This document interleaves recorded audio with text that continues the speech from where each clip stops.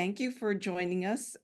We are really delighted to bring this program. It's sort of a passion of our planning group to bring leading experts in the fields of foreign policy that are addressing challenges and things that we think important for us to know, and therefore we hope that you will be interested as well. Let me introduce some of our other panelists. Our members of the planning group, Tyler Beebe and Naomi Merrow, are here with us. And Peter will also join us Peter Russell later, who I think you also know. All our programs are recorded for on demand. The Chappaqua Library's website was recently redesigned. It actually took me a little while to fund the archive. So let me just give you a tip. Go to events and look for foreign policy recordings. They are there and they archive, I think, from almost the beginning of when we started doing this series. Following our usual format, our host will be introducing our speaker. This session is Ambassador Tibor Nagy, who is the U.S. Ambassador, U.S. Assistant Secretary of State for African Affairs from 2018 and 21, and numerous other postings, which you will hear later. He will be discussing the new Scramble for Africa and why the U.S. is losing.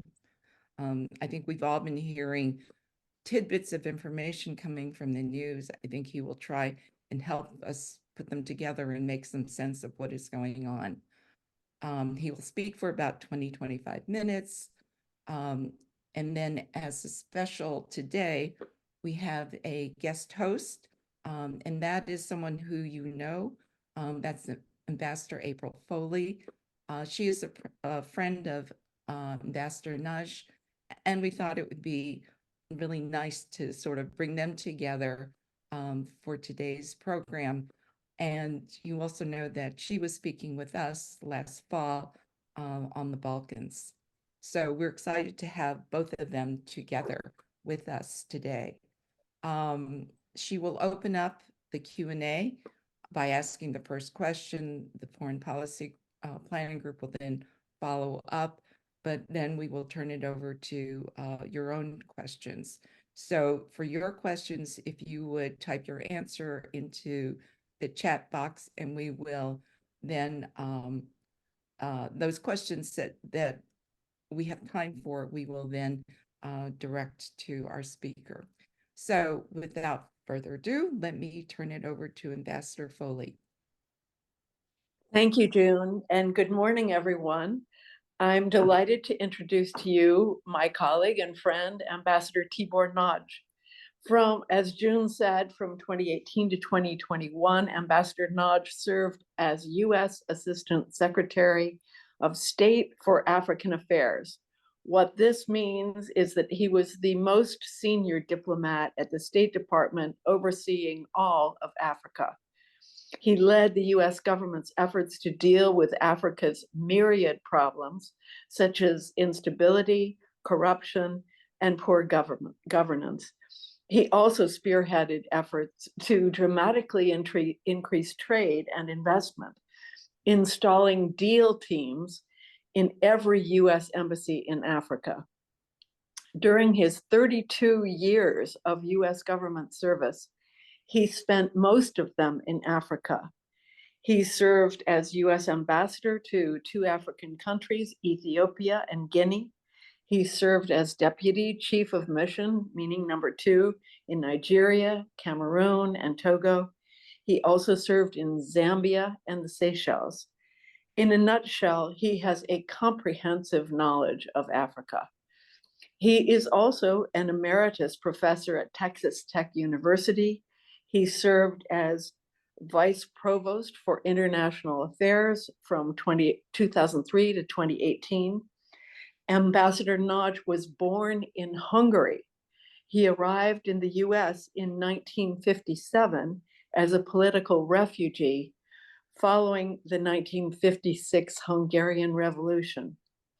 He received a BA from Texas Tech University and an MSA from George Washington University.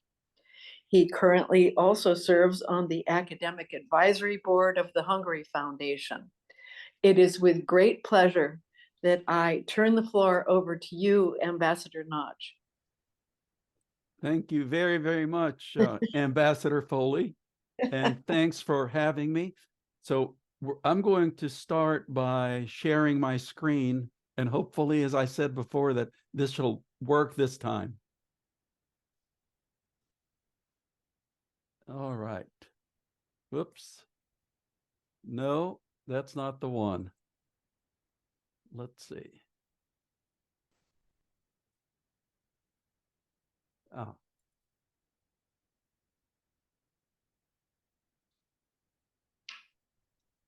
Okay, here we go. So we're talking about the new Scramble for Africa, but I wanted to start by just highlighting the original Scramble for Africa was in 1884 when the European countries carved up Africa into their various empires. So fast forward now, and The Economist not too long ago featured the new Scramble for Africa. And I also will talk about why is the US losing? Now, there are two aspects of this, and I want to talk a little bit about both of them. One is kind of negative, and the other is very positive. So we'll talk about the first one that might be fairly negative. In 2016, when I was still at Texas Tech, in academia, as I like to say, I was underworked and overpaid. I had a phone call from then Assistant Secretary of State Linda Thomas Greenfield, who is now the U.S. Ambassador to the United Nations. And Linda said, Tibor, would you mind going to Nigeria and taking over the mission for a while because they need adult supervision between ambassadors? And I said, of course. I jumped at the chance. I end up in Nigeria. And the very first day, I get an office visit from then Governor Shettima, who was the governor of the part of Nigeria which is beset by the worst terrorism problems right now, up in the Northeast by the group called Boko Haram. And we had a chat, and Governor Shettima said to me, you know, Ambassador, everybody knows that Africa's population is going to double between now and 2050. What people do not know is that almost all of that population growth is going to take place in this part of Africa, which is between the Sahara and the more fertile parts.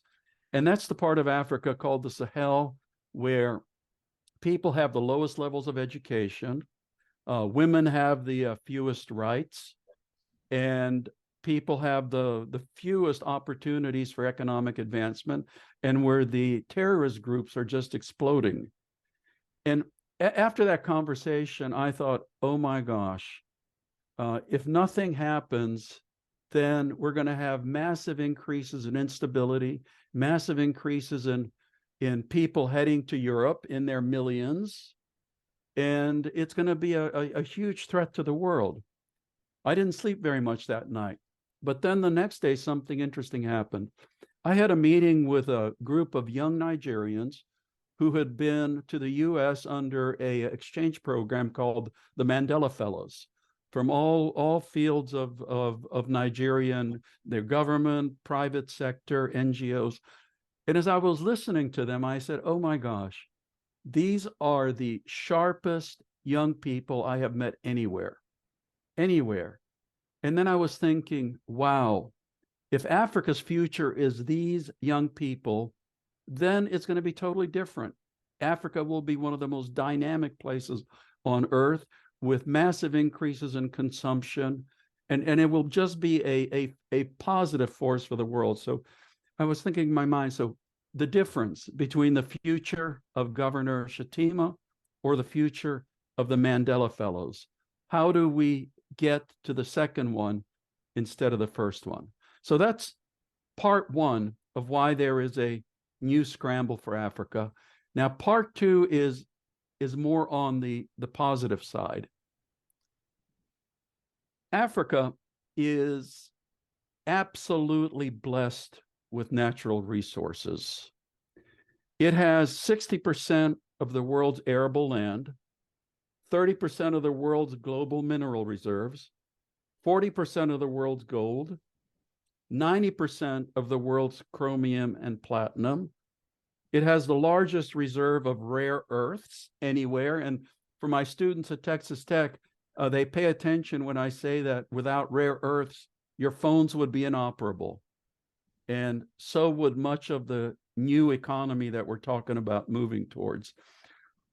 One country alone, Democratic Republic of Congo, which has never been democratic or a republic, but it is the new Saudi Arabia of the 21st century, has 70% of the world's cobalt just in that country. And in terms of mineral resources, it's the world's richest country.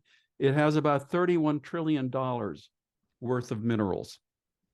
And like the Democratic Republic of Congo, Africa is the richest continent in the world. But unfortunately, it also has its poorest people. 431 million Africans, or about 1/3 of the continent, live on less than $2.15 a day, which is the classification for extreme poverty. And you can look at some of the GDP per capita right there, very, very low in Somalia. And to compare that, in the United States, our GDP per capita is about $70,000. So you can see just the incredible differences. But that's the bad news. The good news is that Africa's economies are expanding incredibly rapidly. Until COVID came along, 5 out of the 7 fastest growing economies in the world were in sub-Saharan Africa, including Ethiopia, which until recently had 10% annual growth every year. So the economies were just growing incredibly fast. The bad news is that the United States of America has been very slow to recognize Africa's importance. As a matter of fact, historically, from the time African countries became independent, Africa has been our lowest geopolitical priority as a government. That's been through all administrations, all years. And that's not to say that Africa has not been important to the United States. That's to say that it's been the lowest priority. And I compare that. Imagine a pickup basketball game of Olympic athletes. So someone gets picked last, even though they're an Olympic athlete, but they're picked last nevertheless. So that's how to look at that. Also, consistently, from the U.S. point of view, Africa has been seen traditionally as the continent that bad news comes from. If I say the word Africa to most people in America, what comes into their minds tend to be very, very negative.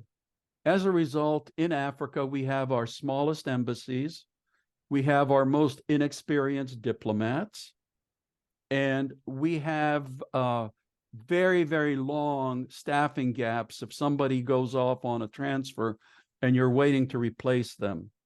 So the United States has been very slow to recognize Africa's value, Africa's importance. But where the United States has neglected to be present, others have certainly stepped in.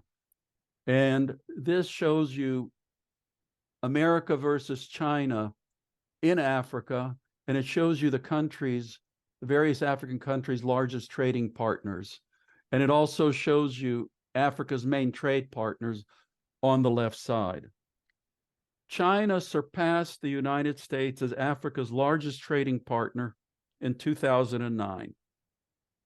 Between 2002 and 2022, so over about 20 years, China has provided about $170 billion in loans to Africa. And I suspect most of you have heard of China's massive Belt and Road Initiative, the multi-trillion-dollar Belt and Road Initiative, where the Chinese are building infrastructure literally around the world. And out of 54 African countries, 39 are very active participants. So while the United States has been very generous with Africa in things like building health systems, we build the health systems, but China is building Africa's infrastructure. When I was assistant secretary, I tried to visit every country on the continent. And when I made a visit to Uganda, I had a conversation with President Museveni, and he said, Mr. Assistant Secretary, we have the perfect arrangement. America builds our health system and China builds our infrastructure. And I thought, that may be perfect from Uganda's point of view, but gee, what does the United States get out of that? What it means is that the United States of America, you folks, contribute about $600 million a year to Uganda to help build and sustain their health system.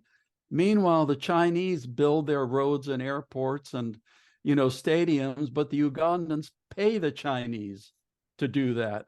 So, what a deal. Not what I would call exactly a win-win. So what exactly does Africa get from China? Well, they get a lot of second-rate projects. They end up getting a huge debt burden. They end up with environmental destruction and poaching because, quite frankly, Chinese companies do not care one whit about environmental protection. They do not care one whit whether the elephant population or the rhino population is going to be destroyed and the ivory or the rhino horn sent off to China. Anybody above the job of turning a shovel will come from China. So they really don't contribute to local employment. They certainly contribute to corruption because with Chinese deals, they end up oftentimes leaving a little envelope behind with cash in it that American companies absolutely cannot do. They also encourage dictatorships. They frankly do not like democracies. So they actually encourage these autocrats to maintain their autocratic systems. And they discourage the growth of NGOs and civil society. Unfortunately, China is running circles around the United States of America in Africa. One of the first things I did when I became assistant secretary, I did a survey of all of our embassies in Africa, and I said, tell me, how many people do we, the United States, have to promote trade and investment at the embassy, and tell me how many people the Chinese have doing the same thing. And when the responses came back, I was extremely discouraged because where we would have one person, sometimes even half a person, because the person would be doing visa interviews in the morning and focusing on promoting trade and investment in the afternoon. The Chinese had 3, 4, even 5 people dedicated full time to promoting trade and investment. So it was very, very discouraging. And to make matters worse, it's not just the Chinese. You can look at the table. Other countries fully recognize Africa's importance. Very active recently have been Turkey. They're also getting involved in the infrastructure deals. And yes, I would much rather have Turkey working on infrastructure than China, but at the end of the day, it's still not an American company. It's an American competitor. Russia has become very, very involved in Africa, mostly doing malign activities because Russia is a specialist in sending their mercenary group, used to be called Wagner, now it's been attached to the Russian military intelligence service, and they do fighting for various governments, but they also commit horrendous human rights violations, and they get paid in natural resources. So Russia will make a deal with the Central African Republic to help the government fight the rebels, but then it takes over the gold and diamond mines, and the Central African Republic doesn't benefit at all. India is becoming very active in Africa. Various Arab countries, the United Arab Emirates, Saudi Arabia, especially in East Africa. And then, of course, there are the traditional colonial powers, United Kingdom and France. They were first there. They're losing somewhat competitively, but they still understand and value what trade with Africa really means. But there's one big difference between the first Scramble for Africa that I showed you and the new Scramble for Africa. Because in the first Scramble, it was the colonial powers that decided who would take over what territory in Africa and would tie that African nation to the colony. Now it's the African countries that are in the driver's seat, and they can decide who they want to partner with and who they don't want to partner with. And here's a fact. Most Africans, especially the young Africans, would absolutely prefer to partner with the United States of America. But the United States of America has to be present. There have to be two sides in a partnership. And one of the disadvantages we have is that unlike the Chinese, when President Xi can order any company in China to go to any country in Africa and say, you're going to start a business there. Doesn't matter about profit and loss, but you are going to a tiny country like the Gambia and you're going to start a business there because it's promoting China's national interest. United States leaders cannot order American companies to go anywhere. It has to be made on a business decision. But as I showed you, there is a lot of business to be made in Africa. And as I said, young Africans really like the United States because they have access to the internet. They're absolutely clued in on what the rest of the world is like. And young Africans like democracy. They like open and good governance. They really appreciate American culture. I mean, have any of you ever heard a Chinese rap song? I haven't either. So, American culture sells itself. And then the most important thing that young people in Africa want are jobs. Jobs, jobs, and jobs. And as I said, our competitors don't often provide those jobs, whereas American companies and Western companies certainly do. So we have all of these advantages. Unfortunately, we have never really pursued them. Now, during the Trump administration, our slogan was, let's look at Africa through the windshield, not the rear view mirror.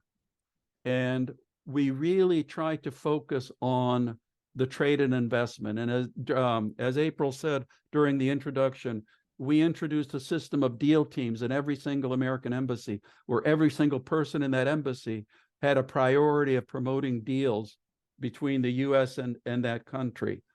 And we also introduced an organization called Prosper Africa. It was not a new government agency. Lord knows we have enough government agencies. What it did was it took all of the activities in various government agencies that were involved in promoting trade and investment, and it put it under one virtual umbrella so that there's one website and people who want to do business in Africa can go to this website, and it hoops in U.S. Government agencies, but also the embassy in Africa. And fortunately, President Biden decided to go ahead and continue with Prosper Africa and strengthened it. So I think that definitely has a future. And then the other thing the Biden administration has done, which I admire, is they're focusing on the partnership aspect. And they're also sending a lot of high-level visitors, because in Africa, personal relationships really, really matter. And I know President Biden promised to go to Africa.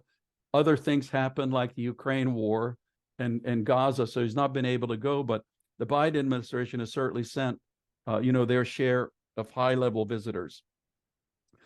And then Biden also did a U.S. Africa Leader Summit, which brought the African leaders to the United States, discussed a lot of important issues. Now, of course, the important thing is follow-up, because it's one thing to have a summit, but then the really important thing is how is this going to be followed up?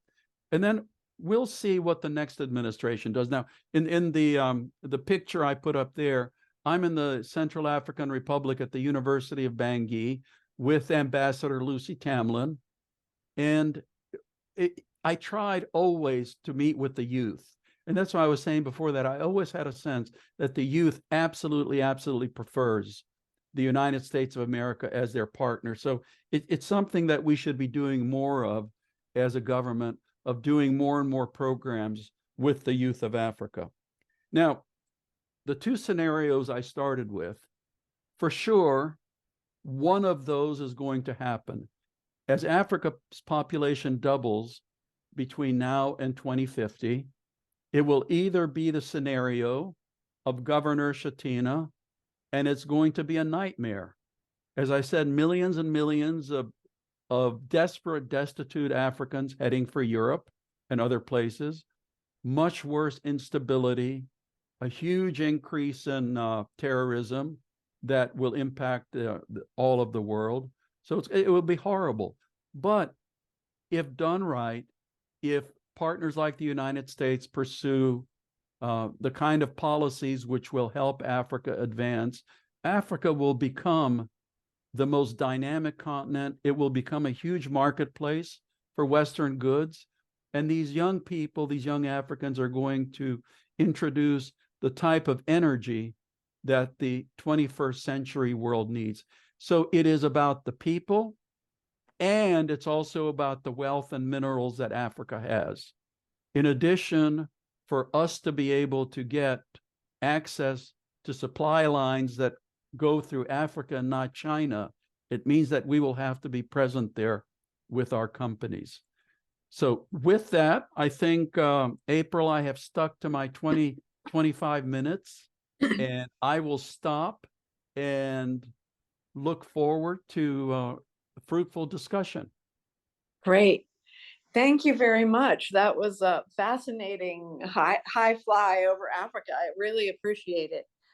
I want to kick this off with question number one, and that is about the form of governance in Africa. What is happening in that sphere? I know in the past, the Russians were always wanted to turn countries to communist ways. And is communism a form of government there? Or are they mostly democracies, or are they authoritarian governments? Africa went through a period during the Cold War of having almost all dictatorships. We had our dictators, and they were the good dictators. The Soviets had their dictators, and of course, they were the bad dictators.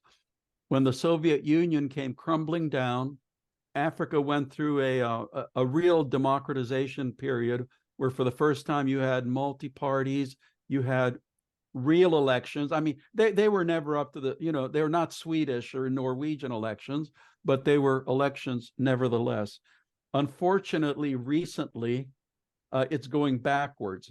And one of the reasons is China and Russia again, because the Chinese, when China was not present, the Africans basically were following Western models of government, whether parliamentary democracy or a presidential system, but they had the elections.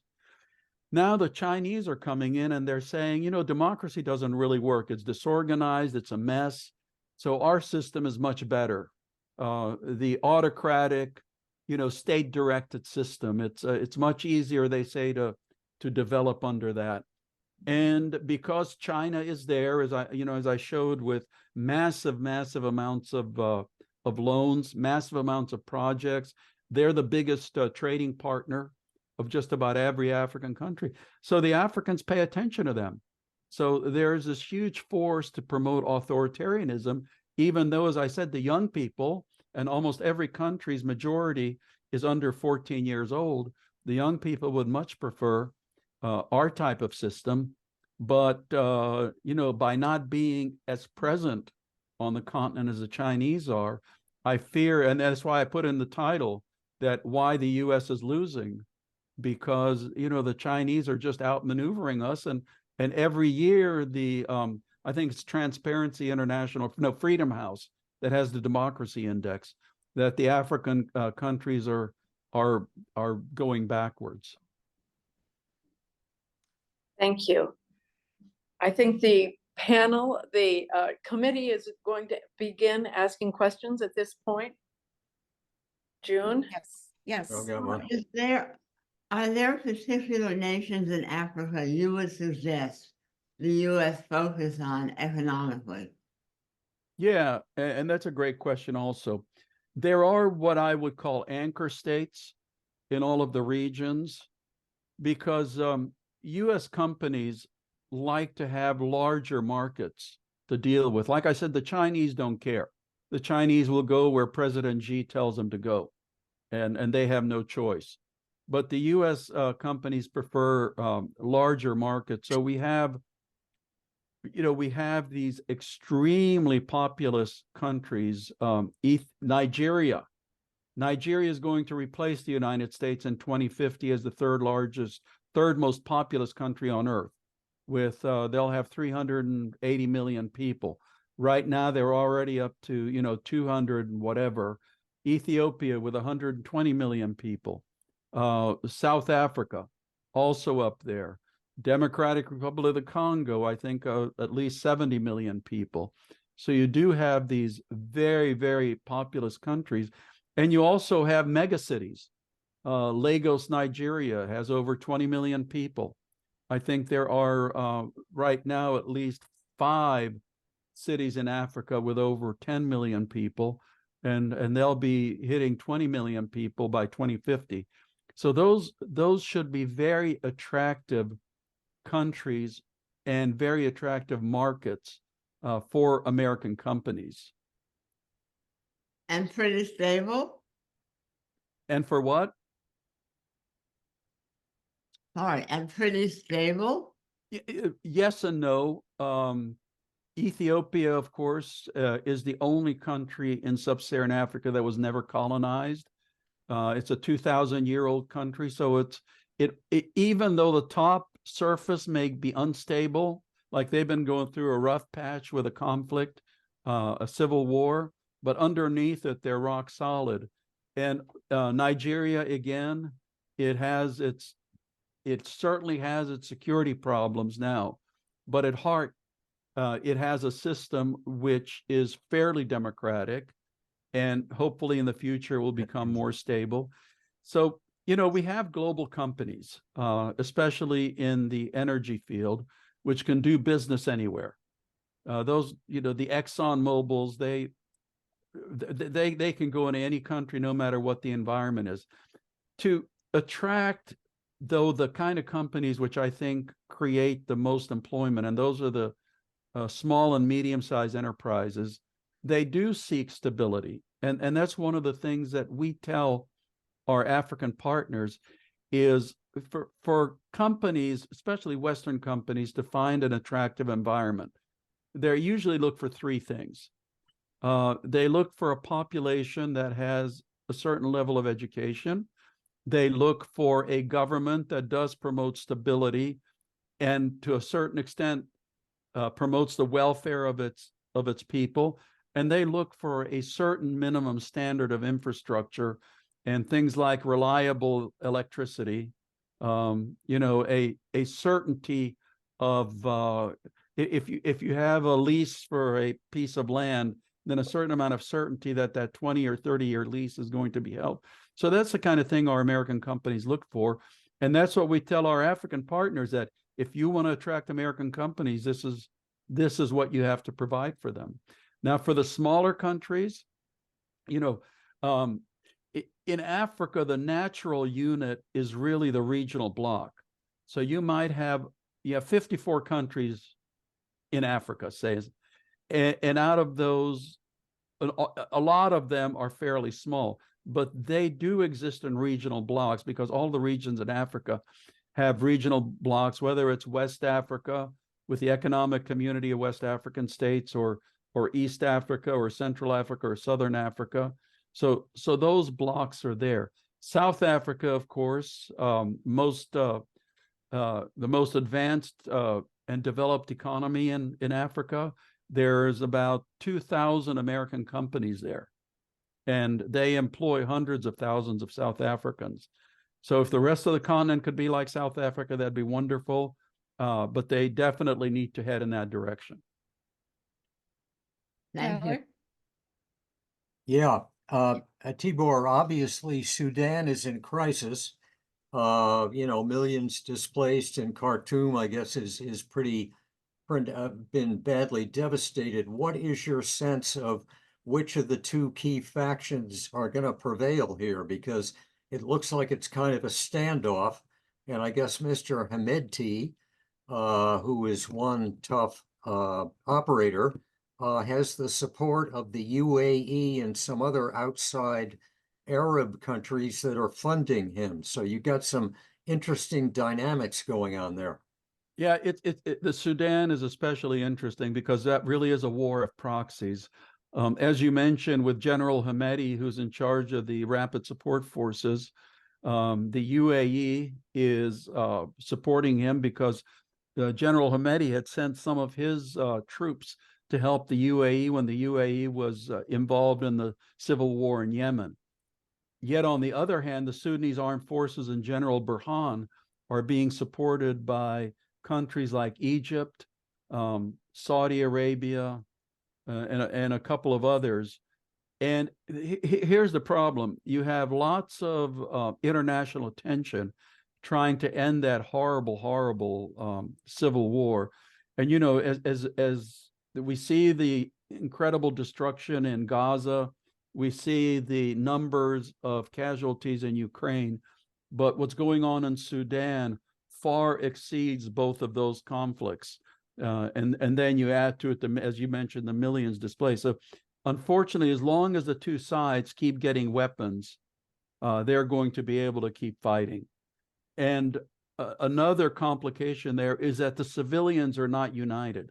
Now, if the civilians could be united and organize themselves into an interim government that the rest of the international community could recognize, an interim government in absentia, like until the Soviet Union collapsed. Remember, we recognized Latvia, Lithuania, and Estonia, even though they were incorporated into the Soviet Union. So if you could have that kind of an arrangement with unified civilians in Sudan, that would put a lot more pressure on the two sides to stop.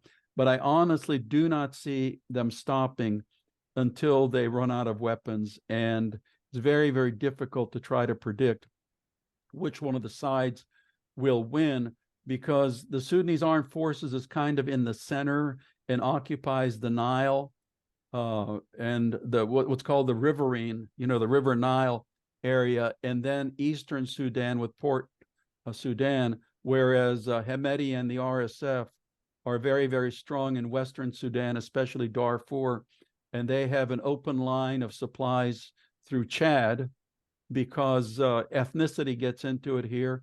A lot of the ethnicities in the Rapid Support Forces are also represented across the border in Chad, so that they're getting strong support from them. So it is an extremely, extremely tragic situation. The international community has conferences. The United States government often issues almost a statement every week, and they don't. The only way those statements would actually achieve anything is if you drop the box of them on the heads of General Hemedti and General Burhan. Otherwise, they don't matter a hill of beans. So when you were Oh, showing go us, ahead, June. when you were showing us the graph of, was it investments and anyway that was showing the decline of the United States. So has that been turning around? I mean, you had that, I think, through 22. Yeah. So where are we? Are we turning it around, or are we continuing to decline? No, we're not turning it around now. The Biden administration is doing something really, really interesting.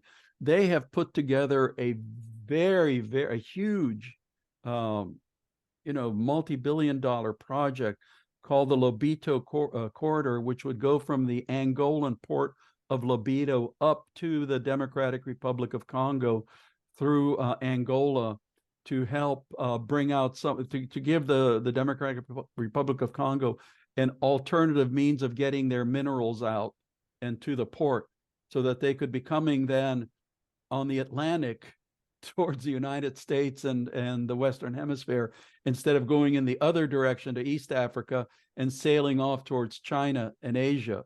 So, we'll see how that goes. Hopefully, if that's a success, then there will be others like it. But quite frankly, China has cut back because, as we all know, their economy is currently suffering. But there has not been a significant increase in American investment because, as I said, American companies, the possible returns in Africa are huge, but American companies tend to play it much safer than some of the companies from other countries. What I think is going to push it is, again, our focus on going to the I know the word green economy is controversial, so I'll just say the electric economy of the 21st century, which will require supply lines. And currently, China has a monopoly on so many of the essential commodities that would go into that economy. And the United States, if it is smart, it will definitely pursue creating some new supply chains, meaning that some of those rare earths, if we help the African countries set up their own processing plants, because right now all of that stuff basically goes to China and it's processed in China, and then it's sold to the rest of the world, including the United States. So if they could process it themselves, it would help their employment situation. It would keep a lot more of the value of that commodity in the country, and the supply chain then could come directly to here.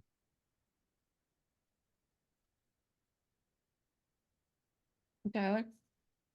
Yeah, as you know, Tibor, there have been a large number of coups, political and military, in Africa, particularly in West Africa recently. And with the most recent one in Niger, it was interesting. ECOWAS, which is this relatively, I guess, ineffective alliance amongst 8 or 9 countries, threatened to actually invade Niger to reinstate the former prime minister, I guess, but they didn't do anything, really. They were ineffective in their efforts to talk the rebels into changing their mind.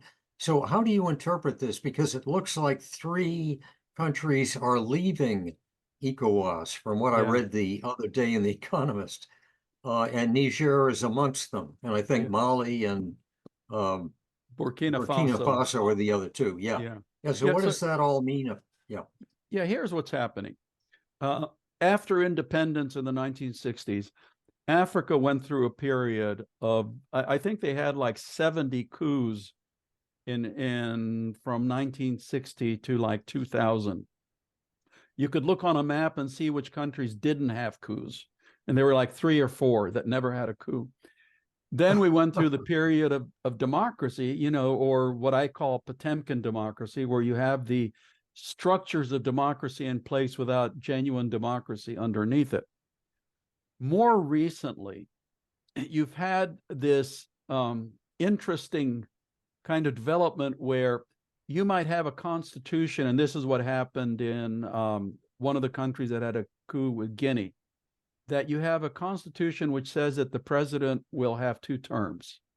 Well, into the president's second term, he, and it's always a he, decides, oh, you know what? I like this. I like having my hand in the till, and my relatives like having my hand in the till.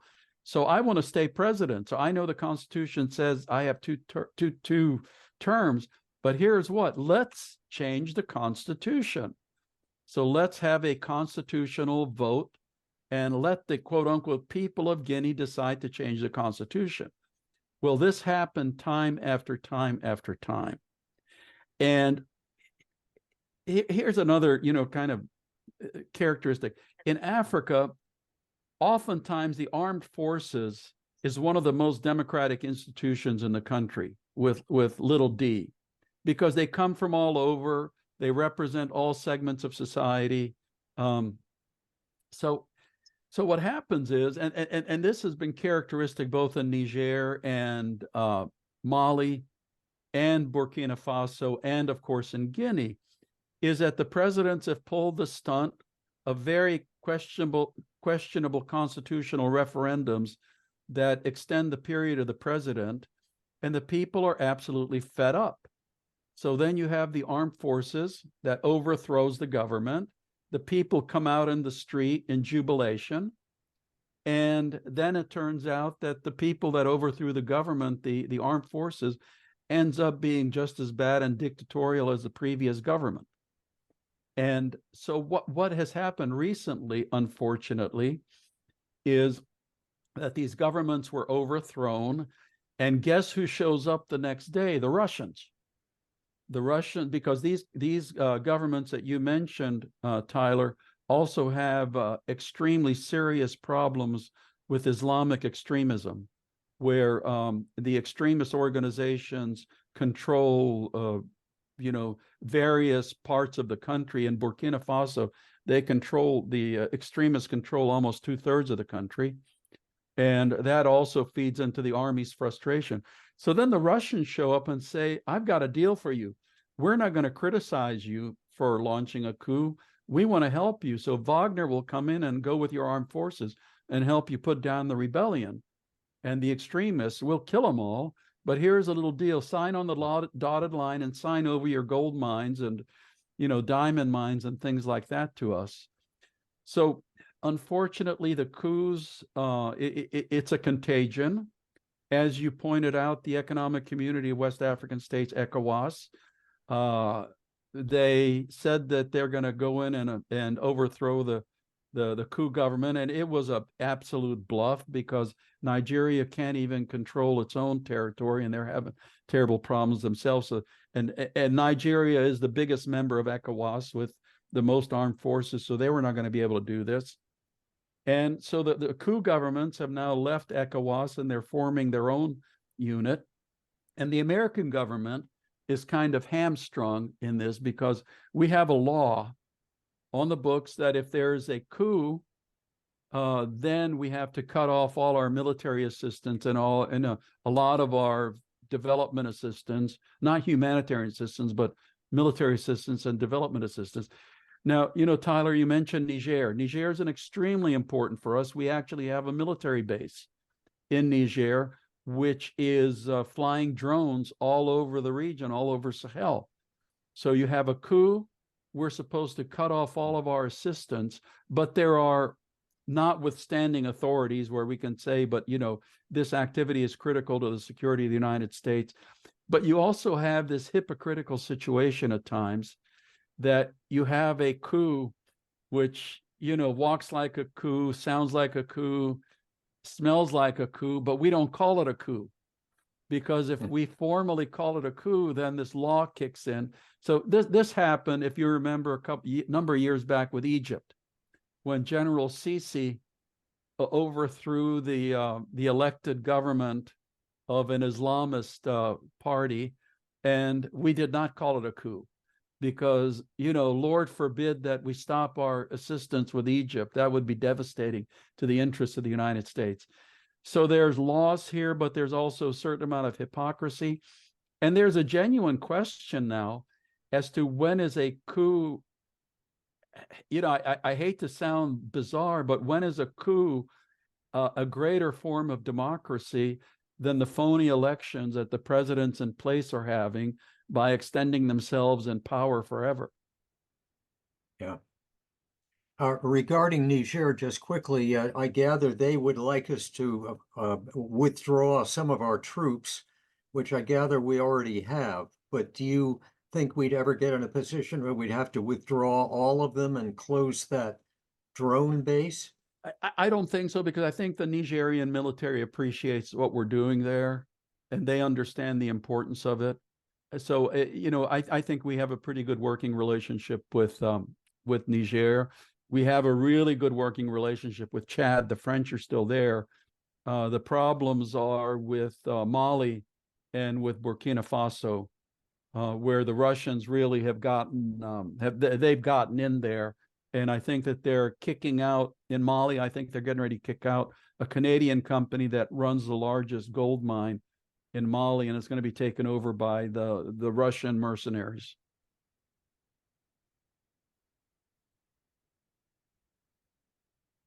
Well, just another question. Speaking of Mali, obviously the French have been kind of humiliated and are in withdrawal mode as they've been for now decades.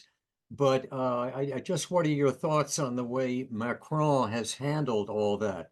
Apparently, he's made some real gaffes and has irritated a lot of people. And basically, they're saying enough, out. We don't want you anymore. Yeah. Yeah, interesting thing, you know, especially like in Mali when they kicked the French out, then all the people in the capital city Bamako came out with Russian flags. Now I can assure you they did not have Russian flags waiting in their houses, you know, to bring them out until the day before. So the Russian embassy obviously did good work there. But here's the deal with the French. I mean, the French have so much historical baggage in those countries. Number one, going back to colonization, and this is not just the French, but this is all the European countries. That very first slide I showed you guys with the Europeans sitting around the cake and getting ready to cut it up. When the Europeans cut up Africa into colonies, they created totally artificial countries. I mean, aside from Ethiopia, there's not one country in Africa which is a product of history and geography. And they did not do the boundaries with any interest for the Africans. They did all the boundaries with their own parochial interests. So you create artificial countries, and if they meant for African countries to fail, they probably could not have done a better job in the way they established their colonies. So that in itself, you know, carries over from the 1880s. And then in creating these countries, they threw ethnic groups in together in the same country that historically have been blood enemies. And that is one of the situations in Mali, is that Mali was run by the southern ethnic groups, which are more African, and they totally abandoned and became the northern ethnic groups, which tend to be Tuareg or more, you know, Arabic in their DNA. They were very much second-class citizens, and they abused the northern ethnic groups. So you have that situation on the ground. And the French, of course, aided and abetted in this kind of internal colonialism, because the French never had a problem in working closely with the bloodiest dictators. And the people remember that. You know, historically, the Russians, at that time, the Soviets and the Chinese were always on the side of the groups who were then rebels, but they ended up taking power. And we were always on the side of the government in power that ended up losing power. So in almost every African country, we were on the wrong side of history. And you know, the people remember that, even the young people. So there's this huge anti-French animosity. And the people in Mali saw that the French were there, their military was there, but the government was not winning the war against the extremists. So the anti-colonial, anti-French feeling is very, very intense and very high. And the other thing I'll tell you, you know, from my experience in Africa, Americans have huge racial problems, but it is nothing compared to the inherent racism that a lot of the Europeans show. I mean, in their everyday interactions, it's almost like they wear racism on their sleeves. You know, and again, yeah, there are historical factors there and things like that, but the people on the receiving end certainly can perceive that. Perhaps you could tell us a little bit more about the endless crisis apparently in Eastern Congo. Well, what is the basis of all that? And Rwanda is involved in that, right? Yeah. The basis of that, you have to go back to the Rwandan genocide, I think 1994, where the Hutus tried to slaughter and kill every single Tutsi under a Hutu-led government, where 800,000 mostly Tutsis, died in 100 days. And the Tutsi rebels who were fighting the Hutu government at that point came in from Uganda, and about I can't remember, 1 million or 2 million Hutus, scared to death that the Tutsis who came in would do to them what they had done to the Tutsis, fled into Eastern Congo. And they established militias, which then went back and attacked Rwanda. So the Rwandans, a very well organized, very efficient, small country, but I call them the Sparta of Africa. They did to the Hutu militias what the Hutus tried to do to them, is they set up their own militias because there were Tutsis living in the Eastern Congo. So from that point on, you have had a general lawlessness in Eastern Congo. I think you have something like 120 different militias that are active. And to make matters even more interesting, it's the Eastern Congo that has almost a majority of the treasures of the Congo, whether it's the gold, the diamonds, the rare earth, the cobalt. So the militias are not only fighting for historical grievances, but they're also fighting for control of the treasures. So you've had several what we call not world wars, but they're regional African wars, where you had a number of African countries sending their troops, again, outwardly to support the Congolese and claiming their own sovereignty, but in fact, going in to try to get their hands on some of these treasures. You had 2 of those conflicts, and most recently, again, you have the Hutu militia in Congo being checkmated by the Tutsi militia that, of course, Rwanda is supporting. Congo just had an election. President Tshisekedi won his 2nd term. And if President Tshisekedi and President Kagame of the Congo could sit down, come to terms, and President Tshisekedi would stop supporting the Hutu militia, President Kagame would stop supporting the Tutsi militia, they could find ways to incorporate the various fighters, pay them off, I don't care what. Eastern Congo could be an incredibly, incredibly productive and wealthy region, because the treasures there, not just the mineral treasures, but even touristic treasures, where the gorillas are.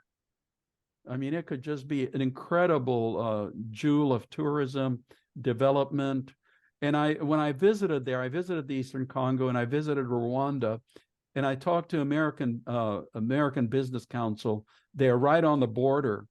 And they said they have incredible optimism about Eastern Congo if only the fighting will stop. And meanwhile, the fighting has been horrendous. There have been literally millions of deaths, millions of displacements, probably the worst case of using rape as a weapon of war, maybe ever in history. And as always, it's the people who suffer. Has Wagner got involved there? Not yet. But I would not be surprised to see the new Wagner make a deal. Hopefully not. President Tshisekedi actually was very pro-American, and when he was first elected, he came to us and he said he wanted to see American companies come in and move into some of the mines, but unfortunately, American companies were not willing to do that. It was a huge, huge lost opportunity for the United States of America. I guess as I'm listening to you talk about this, I hear your hope and optimism, but the difficulties seem almost unsurmountable. And I don't see how you get the stability that a US company or a European company would be comfortable undertaking. Well, here's the deal, and I noticed this when I toured Africa. Even African dictators understand the anger of their people. They also understand that the way to get young people to support them is through jobs. And they also understand that Chinese companies, and especially Russian mercenaries, are not the people to bring jobs. I am sorry that the United States as a government does not use that leverage to sit down with some of these dictators and say, listen, we will very actively promote investment in your country, but we expect you to do X, Y, and Z, because especially those of you who are in business, you know full well that American companies expect things like a level playing field, like, a court system that will dispense justice, not to whoever pays the biggest bribe. So we have considerable leverage, but we never have been willing to sit down and really exert its full force. We make statements, we do protests, we have conferences, but we have never played the kind of hardball that I think would actually make a huge improvement. So why don't we? Ask the administrations, ask the administrations. It goes back to what I said before, that Africa is the lowest geopolitical priority for the United States. And, at the White House, at the National Security Council, at the State Department, there's only 24 hours in the day. And when you have things like Ukraine and Gaza pop up, they kind of push the other issues out of the way. Secretary of State, his schedule is, divided into 15-minute segments, sometimes half an hour. And my gosh, if it's Ukraine, maybe an hour. So we just don't have the attention and the energy and the resources for that kind of thing. So if you could allocate the resources, because it seems to me that if we can put some of those in, it maybe means that in the future, we're not fighting some of the battles that we seem to get ourselves tangled up into. And I understand the bandwidth, but on the other hand, are you thinking there's no way that we can have enough bandwidth, or there are ways that we can have the bandwidth and also deal with what were other crises that are happening? It's allocation. Okay, look at a country like Ethiopia, 120 million people. What country with 120 million people in any other part of the world would only have one American diplomatic establishment? None. You look at the Latin American countries or Asian countries or European countries that don't even come close, but have, say, 40 or 60 million people, and see the American consulates around the country. Or how big are the embassies? Okay, maybe our embassy in Luxembourg needs 3 political officers. I'm sure that our relations with Luxembourg are vitally important to the United States of America, but maybe they could just transfer one of those political officers to a country like Kinshasa, in the Democratic Republic of Congo. So to me, it's a total misallocation of human and financial resources. Here's the honest to God's truth. The Department of State is still organized for the 19th century. And some of our allocations around the world are still organized, back for, say, Cold War days, or before Africa really mattered. And now all of a sudden, you wake up and you say, 70% of cobalt comes from the Democratic Republic of Congo, and we desperately need cobalt for electric vehicles and for windmills. Wow. We need to do something about that. Well, okay. President Biden can talk about how important Africa is and about partnerships, but what I say is, show me your budget and I'll tell you what your priorities are. You can make all the speeches you want to, but speeches are not going to result in resources. Speaking of Ethiopia, you mentioned before we started that aside from the Seychelles, which are probably a tropical paradise, that Ethiopia was your favorite assignment, and I guess favorite country to deal with, perhaps, and live in. Could you expand on that?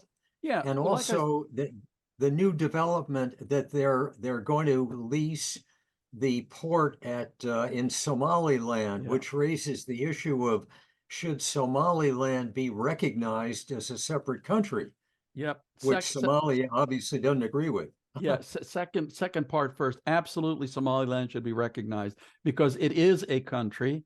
It works. It is one of the least corrupt countries I've ever seen.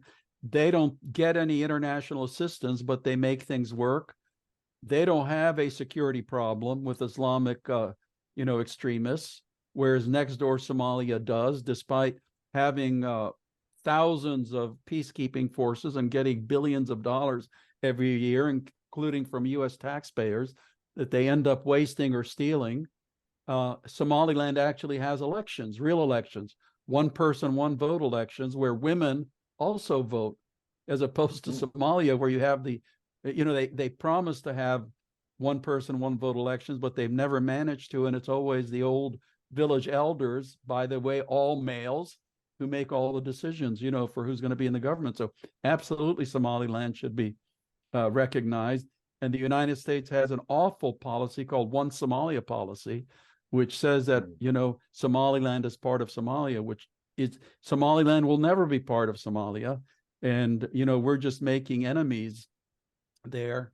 So anyway, that's that. On the Ethiopia side, as I mentioned earlier, Ethiopia is the one country which is a product of history and geography, not the white Europeans who drew lines on a map. And as a result, it's gone through.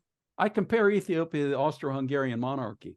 It's a multi-ethnic empire, that kind of grew up. It has many ethnic groups within it, but you scratch Ethiopian ethnic groups, and underneath it is this sense of Ethiopianness, which has lasted through history. It is a treasure of historical, just magnificent places. The churches in Lalibela, which are hewn out of solid rock, the ancient capital of the Aksumite Empire, where the Ark of the Covenant is allegedly held in St. Mary's Church, and just some spectacular scenery, some of the nicest people in the world. And I don't know, I imagine some of the people on the call have tried Ethiopian food. I think it's one of the best cuisines in the world. Yes, at the end of the meal, you eat the tablecloth as well, but the flavors are fantastic, and you can get it from fiery hot to somewhat mild, including vegetarian, non-gluten. And their history with the Ethiopian Orthodox Church, the magnificent paintings and art treasures, and then the lowlands, which also feature unique sites. So Ethiopia is just an absolute treasure house. And Ethiopian Airlines is one of the best airlines in the world. Not one of the best airlines in Africa, but one of the best airlines in the world. You haven't mentioned Tigray, though. I mean, yeah, the Tigray War was an absolute disaster. Should never have happened. I called it the most needless war in history. When the Tigrayan leadership launched the attack against the Ethiopian army, their intention was to get rid of the current prime minister. And the current prime minister, in responding in kind, his intention was to get rid of the Tigray People's Liberation Front as the leadership of Tigray. After hundreds of thousands of lives, billions of dollars of damage, incredible suffering, again, rape is a weapon of war, neither side achieved any of their objectives. And Tigray is the historical heart of Ethiopia. It's where Aksum is. Lalibela is close by. It was absolutely unmitigated disaster. You mentioned before the young Africans who will be the leadership, hopefully, of the future. Do they come to the U.S. for college and graduate school? And are we attracting enough? Well, as Africa's middle class increases, we get more and more. When I was at Texas Tech, interestingly enough, the number 3 nationality as far as high grade point average goes were Nigerians. So the students Africa sends are phenomenal, phenomenal students. And some of the African countries are doing a magnificent job of building out their university systems. Ethiopia, when I left as ambassador, they had 3 national universities, 2002. Now they are up to about 43 national universities. Wow. And, you know, partnerships between African universities and American universities make a lot of sense. Yeah. No offense to anyone who's a philosophy major, but Africa has enough philosophers. What they need are people, and people priority women to major in what we call the STEM, you know, science, technology, engineering, math, plus Right. agricultural sciences. Yeah. And our universities, especially our land-grant universities, are phenomenal at promoting that. Now, here again, the Chinese are kicking our rear end, because I think I forgot the exact number, but it's at least 100,000 African students get a full ride scholarship to China to pursue a bachelor's degree every year. I mean, that's just incredible. And we're Yeah. just kind of nibbling around the edges. And that's what I was It wondering about, to open the doors more fully to America and Africa, because college, university is such a meaningful part of people's lives. Yeah, absolutely. And American universities would be delighted to partner with African universities, and they could benefit. You know, that is a true win-win, and especially where young people are concerned. And again, I go back, African students would much rather come to America to study. But if it's the Chinese who give them scholarships, guess what? You're going to go to whoever gives you a scholarship. Right. So we're very much missing the boat on that, and it wouldn't cost. It would be minimal expenditure for maximum gain. Right. Thank you. So when the students go to China, isn't language an issue? I No, mean, I would think that English is better known, no? well, it's not an issue because so many Chinese universities now have full degree programs in English. I mean, when I went to China, I was amazed. I visited a high school. I was absolutely blown away by the incredible English language skills of the high school students.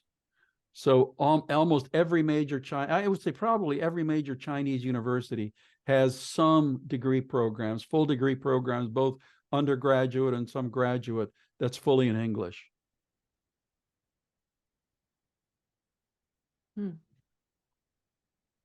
Tibor, just quickly back on Ethiopia, just refresh us as to why Ethiopia lost its Red Sea coastline. It lost it because Eritrea decided to revolt, basically, and become an independent country, which now apparently is extremely strictly communist, I guess, and very unfriendly to about everybody. Is that correct? Yeah, Eritrea, people call it the North Korea of Africa, or maybe better still, the old Albania of Africa. They are pretty hostile to everybody, and their dictator, Isaias, he's about 70, I would guess, maybe a little bit older, but he is extremely intelligent and very sophisticated, understands the regional dynamics, but he's unwilling to have any election. He's unwilling to have anybody else even close to power. So the Eritreans and the Tigrayans, mostly together, kicked out Ethiopia's communist dictator in 1991. And Eritrea had been an Italian colony. You know, when I said that Ethiopia had never been colonized, that's true for uplands, the main part of Ethiopia, but the coastland, which is Eritrea, was colonized by the Italians and was a long-term Italian colony. So when they kicked out the communists, Ethiopia again became a unified country like it was under Emperor Haile Selassie. But the Eritreans really wanted independence, and they voted like 90 whatever percent for independence. And everybody, the United Nations, the Africa Union, blessed their independence, and they were able to become their own country. So Ethiopia is now the world's most populous and largest landlocked country. And they are desperate for a port because they're basically tied to one single port in the tiny, tiny country of Djibouti. And, you know, Djibouti has undue influence. They can charge anything they want. So Ethiopia's, the Somaliland deal makes a lot of sense. I mean, Somaliland is almost the same situation as Eritrea was. You know, Somaliland was a British colony. The rest of Somalia was an Italian colony. And Somaliland wanted independence after their union did not work. And Djibouti has both American and Chinese air bases. Is that not correct? Yeah, our And- only real base in sub-Saharan Africa is in Djibouti, Camp Lemonnier, and the Chinese only overseas Chinese base is also in Djibouti, and there's also other bases which are not, you know, so pronounced, but I think the Italians, the French, others also maintain military bases because it is such a strategic country. I tell people, don't think of Djibouti as a country. Think of it as a hotel. And the president of Djibouti is the hotel keeper, and his job is to make sure all the hotel guests are happy. And he charges them an arm and a leg for keeping them happy. Uh-huh. And they all get together for lunch occasionally, huh? Well, not so much anymore. Maybe. Especially the Chinese were shining lasers into the eyes of American pilots who were coming in for a landing. Ah, okay.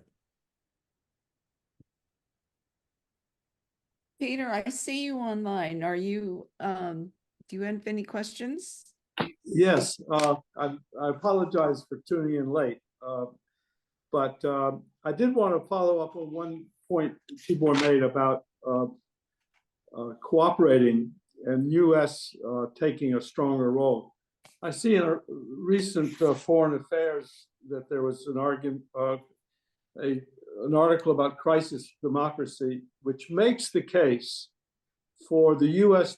being more assertive in trying to work with the coup leaders and really play a role, not to isolate and disparage them so much. And I guess there's a parallel question for what strategy would be good for the AU and for ECOWAS. Maybe Tibor talked about that earlier, but I wanted to ask. Yeah, I mean, there's this automatic reaction. There's a coup. Everybody condemns it. You know, ECOWAS threatens military action, which everybody knows it's not going to happen. And then bit by bit, you accept the coup, you accept reality. I think just yesterday or today, the Central African group has decided to allow Gabon, which had a coup not too long ago, back into the group. So it's almost like a kabuki theater, and everybody plays, you know, the same script. So it would be a lot more realistic because the soldiers take over. You have to deal with them. You have purists in Washington and around the U.S., NGOs and human rights groups, absolute purists, to say, oh, you know, just don't deal with the generals. Like Tyler asked about Sudan. Oh, don't deal, you know, don't even talk to the two generals. Just talk to civil society. Well, I'm sorry, civil society doesn't have any guns. You know, they're going to be shot. They're not going to be doing the shooting. They're not going to take over power. So you have to deal with the military leaders, and it is against U.S. interests to have this automatic law kick in that if you call a coup, then you absolutely have to do certain things unless you really spend a lot of time and energy showing that it is clearly in the, you know, vital interest of the United States to do something different. Thank you. I think we are way over time because I think we're fascinated and want to know more. So we could do this for a long time, but I think we are certainly taking your time. But I think we all learned so much. So Africa is an area that's very hard to understand, I think, for us who don't follow it as closely, certainly as you do, have the knowledge base. Well, thanks so thank much. you very, very much for really, you know, a wonderful presentation. So Thanks. and then to our viewers, join us again in 2 weeks, March 25. We will have Robert Sutter, who is going to be speaking on China in the South Seas. What is China's plans? How are countries such as South Korea, Taiwan, Japan, Philippines reacting. Professor Sutter is from the Elliott School of George Washington University, and he has written 23 books and hundreds of articles. So he is a very knowledgeable speaker for us, and we are welcoming him. So join us then. Thank you again so much, Tibor, for joining us, and to our audience. And Thank you for the Tom, opportunity. Library. Bye-bye, Thank you. Thank everybody. you. Thank you Thanks, all. Tibor. Thank you, Tibor. Bye, Yep. everyone.